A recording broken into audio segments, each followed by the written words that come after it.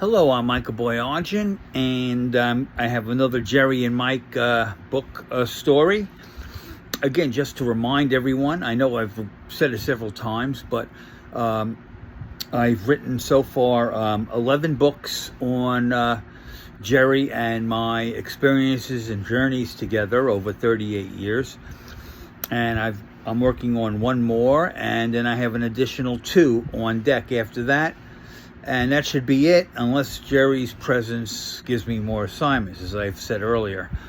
But anyhow, I'd like to do another story about the Catskills, which are a kind of magical place, going back to the first arrival of the Native Americans there, and then the Europeans. And hence the name of my first book, which was on the Catskills, Green Enchantments. But this book that I wrote about Jeri and me was, and again, we released a special edition in June, is To the Catskills with Love, the Margaretville Pride Edition, which we did in honor of Pride Month in June. Special release. But, and I recently told a story about my fishing experiences there. Let me tell you about a very strange experience that somehow I didn't get into the occult book I did on me and Jeri, which is actually more like a bunch of Halloween stories. But we were snowshoeing one winter up at Bel Air, not on the mountain, but on the forest below it. And we got finished up, and Jeri said, I want to go over and check the house, which we never did during the winter. We opened the house in mid-April. We had our plumber took care of that, and then we closed it in Columbus Day. And the plumber, again, he closed it down. He did a lot of houses, and they get the water out of the pipes and everything, so nothing burst. And then in the spring they reopen everything, but it was closed tight.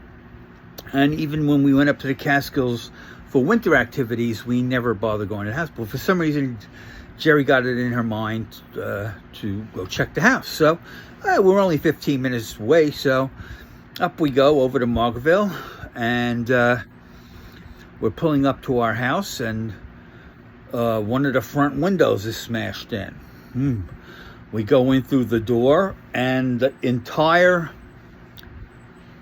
downstairs of the house is a wreck. There's stuff all over the place, and there in the middle of it all appears to be a dead hawk, very large hawk, a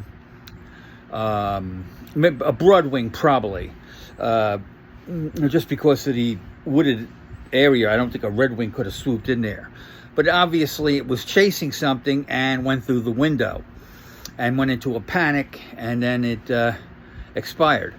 So Jeri picked it up and put it on a tree stump out front, and we went to work cleaning up the house, and then threw up some plywood over the smashed-in window, which we would repair in the spring when we'd have one of our workers come by and take care of that. But as we were leaving, we looked at the stump. The bird was gone. It must have been stunned, and it flew off, just like that. A happy ending. Hope you enjoyed the book. Have a nice day.